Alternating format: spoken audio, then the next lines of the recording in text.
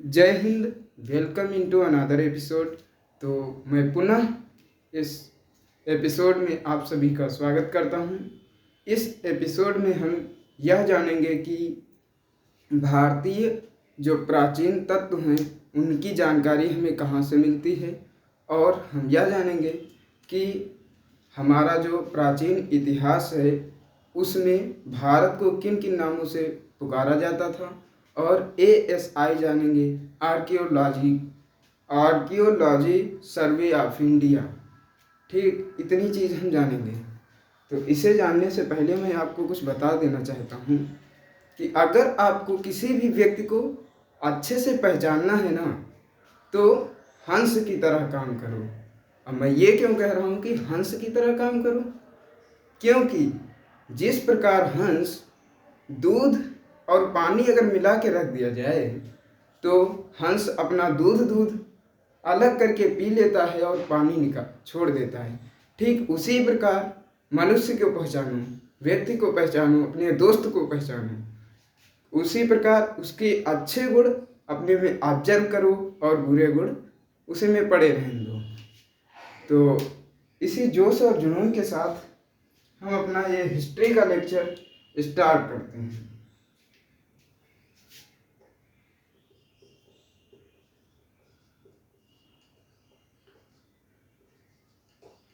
यानी कि इतिहास। मैं इतने दिनों तक शांत था। क्यों शांत था? मेरी आपने वो कम्युनिटी देखी ही होगी। अरे यार, इतिहास को क्या लिख दिया हमने। कम्युनिटी देखी होगी जिसमें मैंने कुछ फोटो शेयर किया है, तो आप समझ ही गए होंगे कि मैं कानपुर गया हुआ था, तो इसीलिए इसी में टाइम लग गया। लेकिन ये याद रखिए, अगर समुद्र में हवाएं शांत हैं तो ये मत समझिए कि वो शांत हैं। इसका मतलब ये है कि भारी चक्रवात आने वाला है। तो अब यूट्यूब पर हवाएं नहीं, चक्रवात आएगा, यानी कि तूफान आएगा। तो मैं पिछले लेक्चर में यह बता दिया था कि हम इतिहास को क्यों पढ़ते हैं, इतिहास का विकास कैसे हुआ, ये सब बता दिया था। इस लेक्चर में हम अपना प्राचीन इतिहास के स्रोत जानेंगे। प्राचीन आखिर कौन कौन से स्रोत हैं जिनसे हमें पता चलता है कि ऐसा हुआ होगा इतिहास में। हमारे प्राचीन इतिहास के स्रोत, ठीक, क्या क्या हैं? 3 टाइप के स्रोत हैं। पहला मान लिया पुरातात्विक स्रोत।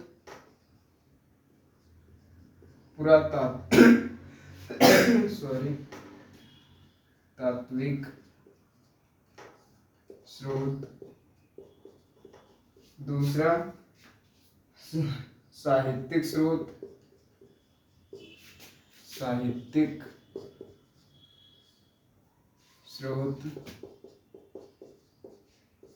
और तीसरा विदेशी स्रोत।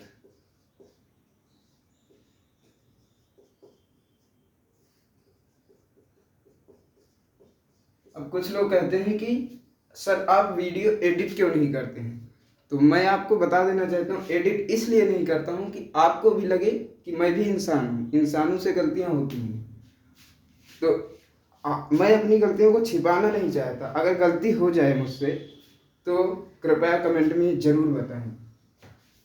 इसलिए मैं वीडियो को एडिटिंग नहीं करता हूँ। अगर बाय चांस एडिटिंग करूँगी तो उसमें टाइम की बर्बादी के अलावा कुछ नहीं है।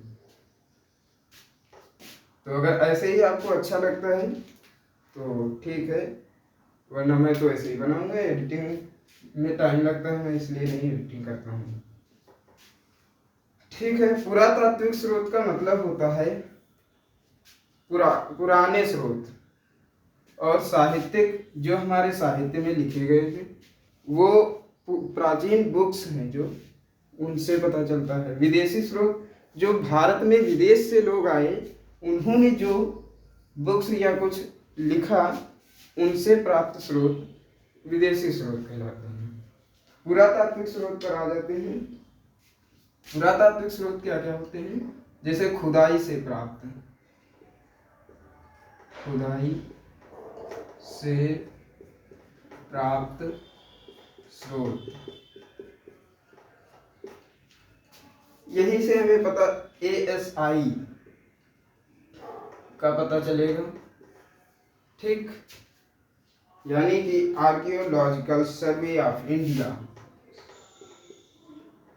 आर्कियोलॉजिकल सर्वे ऑफ इंडिया,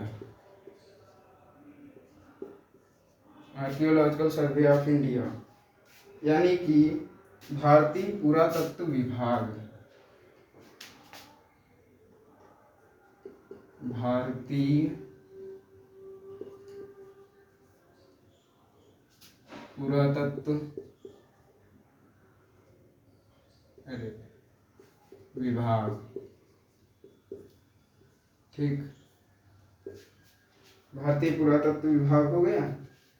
और जैसे सिक्के, प्राचीन सिक्कों से पता चलता है,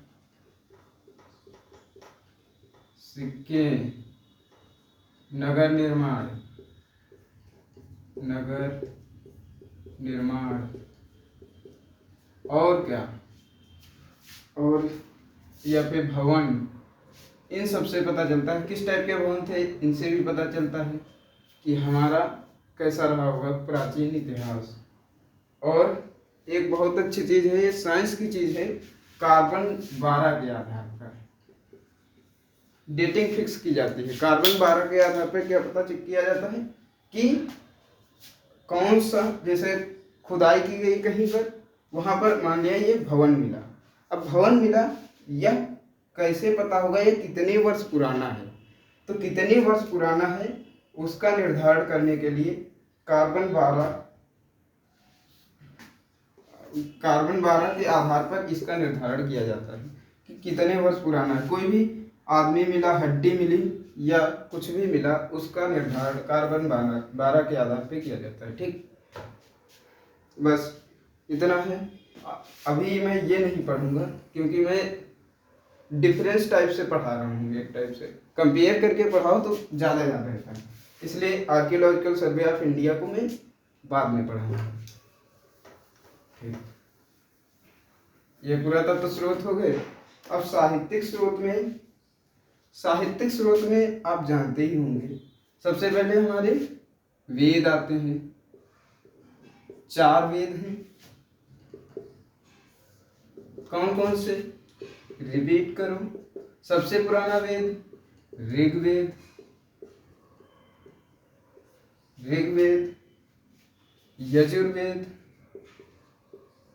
यजुर्वेद, सामवेद एंड अथर्ववेद। अथर्ववेद। ठीक, वेद हो गए। इन सबसे प्राचीन अगर बात करूं तो यही है। उसके बाद उपनिषद हैं।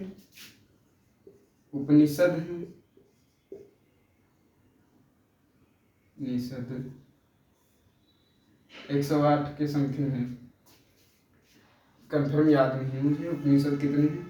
उपवेद भी हैं और पुराण हैं। पुराण इंग्लिश में पुराण कितने हैं? 18 पुराण हैं। और रामायण, बहुत बड़े बड़े ग्रंथ हैं 2। रामायण जैसे हो गया,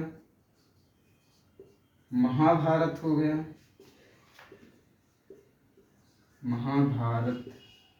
महाभारत विश्व में सबसे बड़ा ग्रंथ है।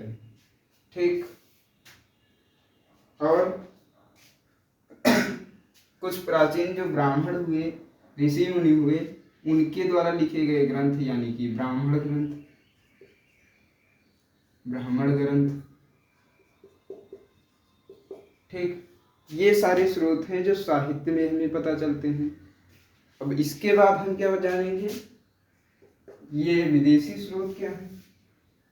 विदेशी स्रोत मैंने बताया आपको, जो विदेश से लोग आए उन्होंने जब भारत के बारे में कुछ लिखा प्राचीन काल में, तो वो जो बुक्स रह गई यहाँ, उनसे जो जो चीज़ें पता चली, वो जो स्रोत हुए वो विदेशी स्रोत कहलाए।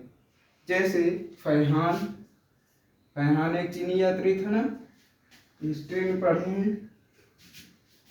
फैहान, ह्वेनसांग,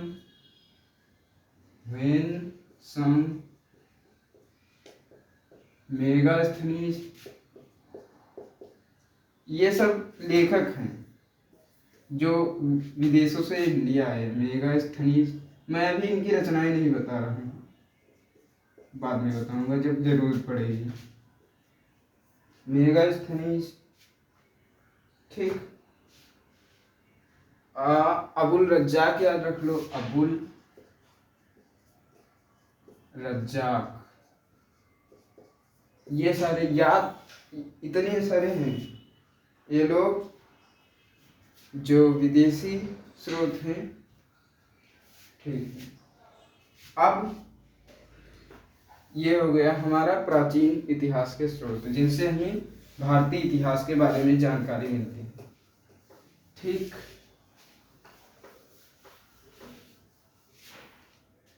भारतीय इतिहास, प्राचीन इतिहास के बारे में एकदम जो सटीक जानकारी मिलती है वो ASI के थ्रू मिलती है। अब ASI पर मैं पहुंचता हूँ। ASI क्या है? ASI आर्कियोलॉजिकल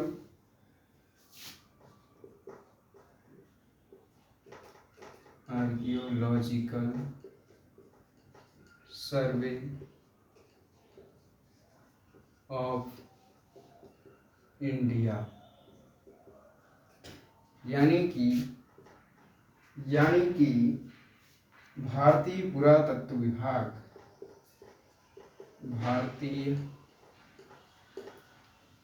पुरातत्व विभाग। ठीक, अब मैं आपको पहले ये बता देता हूँ शुरुआत इसकी हुई थी। शुरुआत नहीं, कहाँ से शुरू करूँ, एक कहानी से शुरू करता हूँ। इसे संचय आर्कियोलॉजिकल सर्वे ऑफ इंडिया को ASI कहते हैं। ठीक, मैं इसे पढ़ाने से पहले एक कहानी टाइप से समझाता हूँ कि 1826 में ना, 1826 की घटना में बताता हूँ। ईस्वी 1826 में भारत में किसका शासन था? अंग्रेज थे। अंग्रेजों में एक आदमी था जो ये लाहौर मान लिया, कराची से लाहौर अंग्रेजों की सरकार थी। ठीक, बस इतना याद रखो। ट्रेन बिछाई जा रही थी उस टाइम, इसकी शुरुआत हुई थी। ये शुरुआत इतने टाइम हुई थी, और 1853 ईस्वी में ये शुरुआत हो गई थी। लेकिन जिन्होंने शुरुआत की थी उन्हें खुद नहीं पता था। चार्ल्स मेसन ने शुरुआत की थी। चार्ल्स, अभी स्थापना नहीं बता रहा हूँ मैं, इसकी स्थापना कब हुई थी, अभी मैं शुरुआत बता रहा हूँ। इन्हें खुद नहीं पता था कि भारतीय पुरातत्व विभाग है ये। चार्ल्स मेसन ने कुछ जगह पर खुदाई करके कुछ स्थानों को खोजा। चार्ल्स मेसन ने शुरुआत की थी। ठीक, अब इसी के बाद 1853 में लाहौर से कराची, या कराची से लाहौर, नहीं लाहौर से कराची, लाहौर यहाँ पर है जो कि पाकिस्तान में इस टाइम है, Lahore to Karachi rail line बिछाई जा रही थी 1853 में। ठीक, रेल लाइन जब बिछाई जा रही थी ना, जो कर्मचारी लोग थे उन्होंने खुदाई करनी पड़ती थी पहले रेल लाइन बिछाने के लिए। जब खुदाई कर रहे थे उनके कर्मचारी, तो उन्होंने देखा, एक कर्मचारी ने देखा कि ओए ये क्या निकला है, 2-3 इस टाइप की ईंटें निकली। जब ईंटें निकली तो एक कर्मचारी ने कहा, जिस कर्मचारी को मिले दूसरे से कहा, अबे ये क्या मिला है, और ये क्या है, अजीब अजीब टाइप का। 2-4 ईंटें निकली। फिर ये ईंटें ले जाई गई जो उनके जिनके अंडर में कार्य करते थे, यानी कि ब्रंटन बंधु, जॉन ब्रंटन,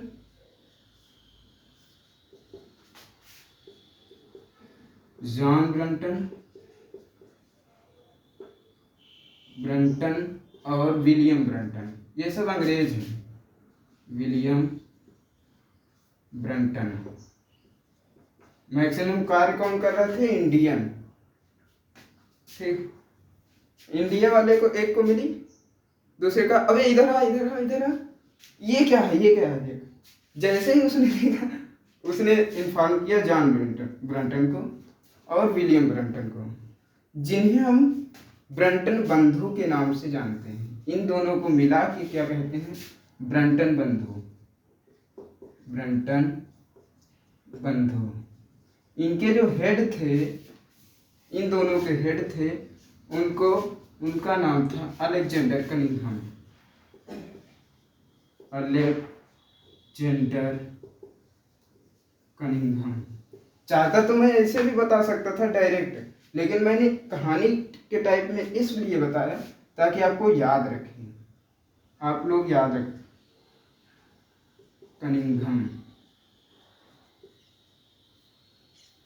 अलेक्जेंडर कनिंघम। अब मैं बताता हूँ, जब ये लाहौर से कराची तक रेल लाइन बिछाई जा रही थी, तो अलेक्जेंडर कनिंघम के नेतृत्व में ये कार्य चल रहा था। उनके जो 2 असिस्टेंट थे वो ब्रंटन बंधु थे। ब्रंटन बंधु जॉन ब्रंटन और विलियम ब्रंटन उनके नाम थे। इनके जो अंडर में कार्य करते थे वो कर्मचारी थे। कर्मचारियों को मिली ईंटें, ये सब याद रखने की जरूरत है। बस तुम्हें जॉन ब्रंटन, विलियम ब्रंटन और अलेक्जेंडर कनिंघम। जब ये ईंटें मिली ना अलेक्जेंडर कनिंघम को, तो इन्होंने 1853 में मिली ईंटें, 1853 7 एक 8 साल बाद, 8 वर्ष बाद इन्होंने सोचा क्यों ना हम जगह जगह स्थानों पर खुदाई करके कुछ ऐसे स्थानों को खोजें जिनसे हमें यह पता चले कि नीचे क्या था, पृथ्वी से नीचे पहले पुराने ज़माने में क्या था। तो इन्होंने ASI की स्थापना की 1861 में, 1861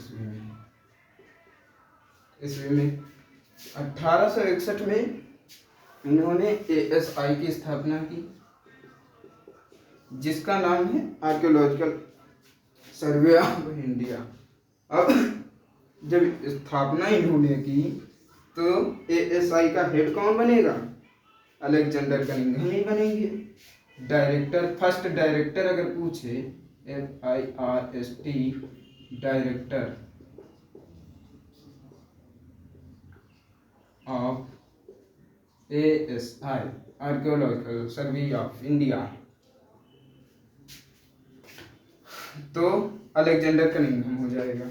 लेकिन अगर पूछा जाए, अब मैं बताता हूँ, अगर पूछे आपसे स्थापना कब हुई थी, स्थापना तो 1861 में, लेकिन अगर पूछे शुरुआत, ASI की शुरुआत कब हुई थी, तो 1826 में।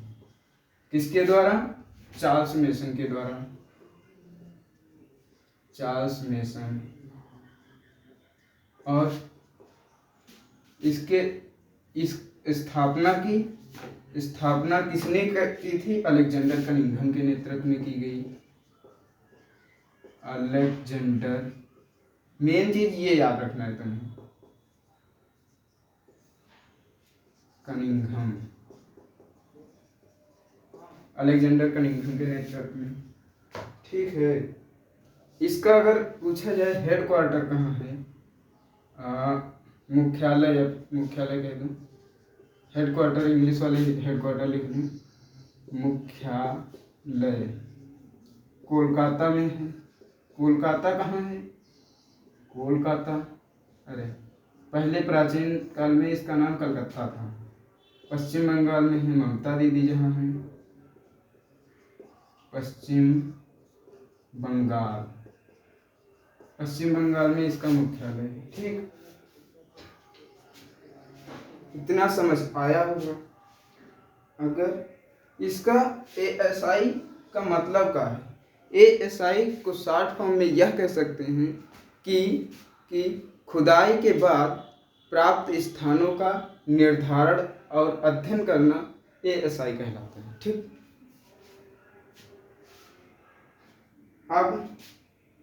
अब मैं क्या पढ़ूंगा, टाइम मेरे पास अभी है, मैं पढ़ लेता हूँ भारत का नाम। भारत को पुराने जमाने में कितने नामों से पुकारा जाता था? आज तक भारत को कितने नाम मिल चुके हैं? अभी देखना कितने नाम मिलते हैं। भारत का नामकरण, भारत का नामकरण। ठीक, बहुत सारे नाम हैं इसके। इंडिया हमारा प्यारा भारत। एक तो पहला नाम दुष्यंत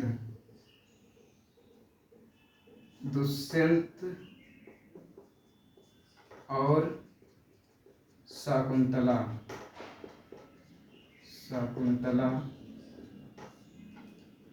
के पुत्र भरत के नाम पर भारतवर्ष। ठीक, भारतवर्ष नाम रखा गया इसका। दूसरा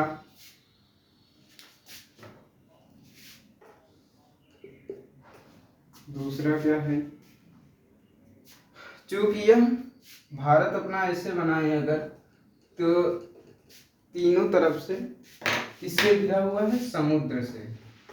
तीन तरफ से समुद्र से, एक तरफ से पहाड़ी, इसलिए इसको पेनिनसुला यानी कि प्रायद्वीप कहा गया।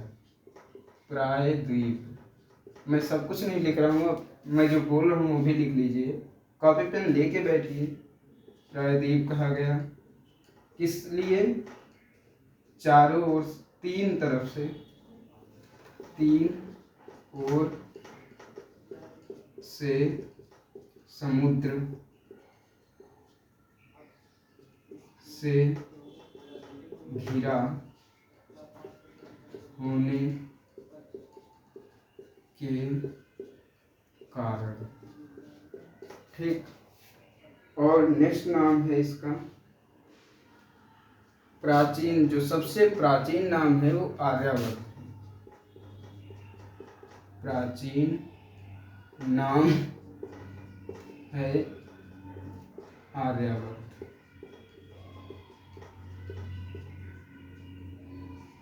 बाई चांस अगर आपको बोर्ड साफ नहीं दिख रहा हो बोर्ड पे, तो अपनी या तो क्वालिटी बढ़ा लीजिए, या फिर मैं जो बोल रहा हूँ वही लिख रहा हूँ, तो मैं जब बोलता हूँ वही लिख लिया करिए। ठीक है, और जो पारसी लोग थे, पारसी, हमारा भारत की एक नदी है इंडस वैली, यानी कि सिंधु नदी। अगले लेक्चर में हो सकता है सिंधु नदी में पढ़ा हूँ। सिंधु नदी क्या है? सिंधु नदी बहुत ही प्राचीन नदी है, इसे सिंधु के नाम से ही जाना जाता था। सिंधु नदी या फिर इंडस वैली। Indus river. ठीक। सिंधु नदी से पारसी लोग जब सिंधु नदी में कूदे ना, पारसी जब सिंधु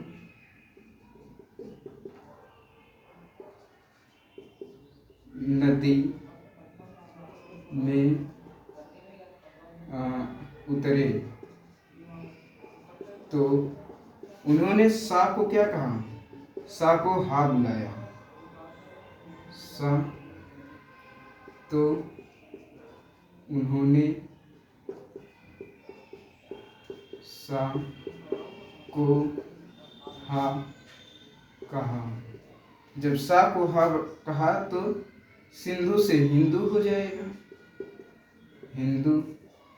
जब हिंदू हुआ, हिंदू से हिंदुस्तान कहलाया हमारा भारत, हिंदुस्तान।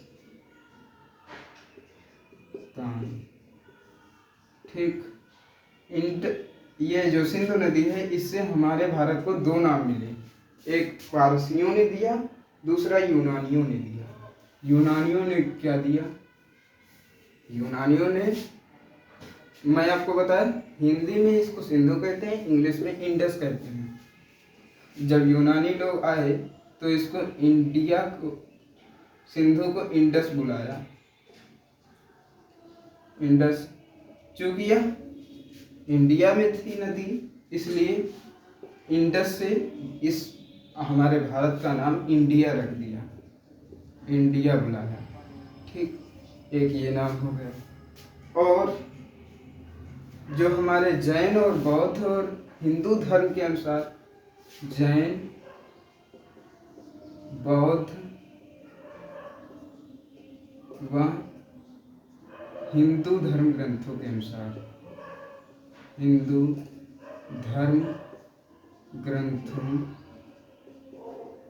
में, हिंदू धर्म ग्रंथों में इसका नाम क्या कहा गया है, इसे जम्बू द्वीप, जम्बू द्वीप। ठीक। इन ग्रंथों में जम्बू द्वीप कहा है। और हमारा जो वो है, भारत को इंडिया कहा गया है संविधान में। अरे